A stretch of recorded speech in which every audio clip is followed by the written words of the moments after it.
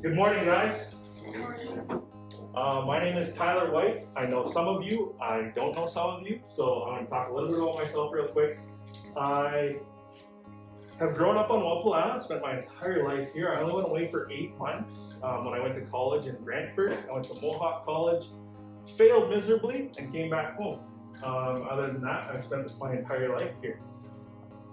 I went to law and security. I actually got a job with the Canada Border Services Agency. I was a customs officer. I was a student customs officer. I wanted to be a cop or a customs officer. I always wanted to be in that. And when I graduated from law and security finally, there was what was called a hiring freeze for federal places.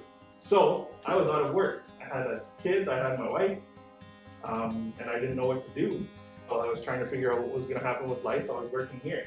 Answering phones, working with Clint, and Dean was here at the time, Janet, Norma. That was the first year that I worked. I started in June. The first ever Eco Keeper started that summer. It was this new program. There was 1 leader and 2 Eco Keepers. That's why I'm so surprised to see all of you today. And they had a lot of fun. They did a lot of stewardship things. They were invasive species removal, learning about the invasive species, the endangered species. They did a lot, and it was great. So into the second year, I became crew leader, and then there was 2 of us, and there was 4 workers. And we won multiple awards. We got invited all over the place. We were honored by Point Pelee Parks. They took us out on a boat ride. We went on a cruise for all the amazing stuff that we did. We were meeting other stewardship crews from up north. We invited runs from Moose Factory. They came down and spent days with us. It was just an amazing opportunity for the Eagle Keepers. And I'm going to stop right there because now I want to know 4 things. Name?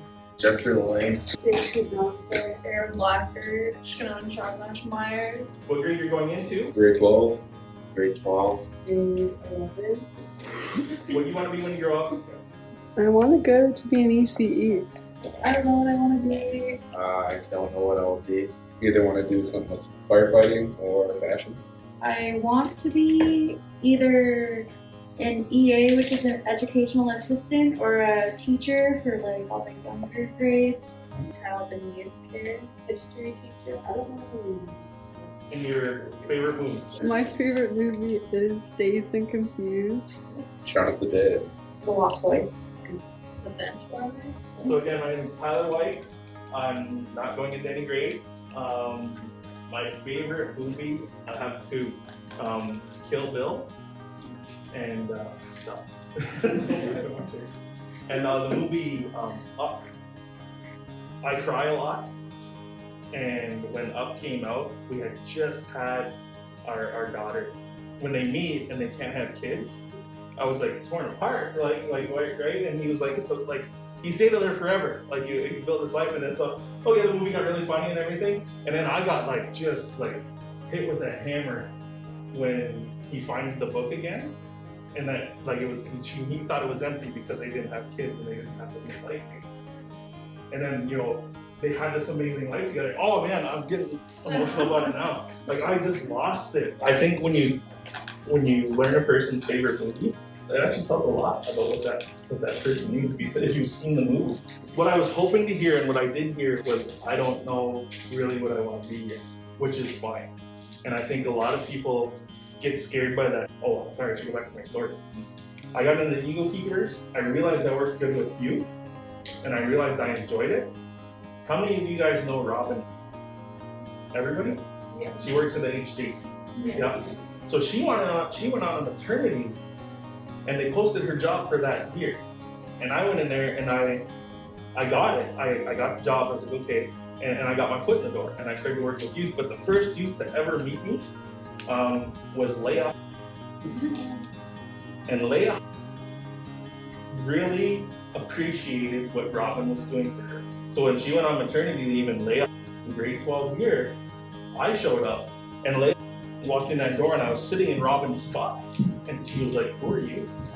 And so I was trying to be all nice about it, my chance to meet students, and I was like, "Oh, I'm Tyler White. I was like, I'm filling in for Robin this year." And she's like, "Well, when's Robin coming back?" I was like, "Oh, she's gone for the whole year. She won't be back until next September." And she's like, oh, and she turned around and walked out. So I knew I had to get past those moments of uncomfortableness. I knew I had to get past those moments of being afraid of what I'm doing. And so I did. And I eventually, Leia, actually, I think she still thinks I'm a pretty decent person. I had to build a relationship with her. So I just decided to be myself. I tried to be as laid back as possible. I was good enough at my job that I was able to, they hired me again, like for the next year. And they were hiring me contract to contract. They're just figuring out how to try to keep me there.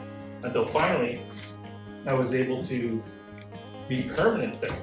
And I love that job. I love the students. I love being a part of their lives. I love being that just one additional support, and one person, to say good job, or one person to say, hey, smarten up. I was just that one person who cared. It sucks sometimes because I watched people fall, but I watched a lot succeed. And I had people come back to me and tell me they appreciated what I did. In 2018, my wife was trying to go back to school. And I decided to take, an opportunity came up for me to do the same type of work, but with grades kindergarten to grade 12 in Windsor, Ontario, with different schools, not just one school. I'd be going all over to different schools. And so I applied for it, and I was successful because of my experience on that. So my career was built. But I had to leave the greatest job that I've ever had. I had to leave the HJC. I had to leave students in the middle of the thing, like, the way they felt about Robin, there's actually students that felt the same way about me. And it was hard. I had a lot of people come to me and say, what are you doing? You're fine where you are. But it just wasn't fitting for my family. I had to focus on my wife trying to better herself, my kids. I had to make some decisions that were difficult, that let people down. But ultimately, it's for your own well-being. So I know I actually had tons of different things that I was going to talk about, but the main one I wanted to do was I hope you guys are willing to face change. I hope you guys are willing to face that uncomfortableness, because it's gotten me to where I want to be today.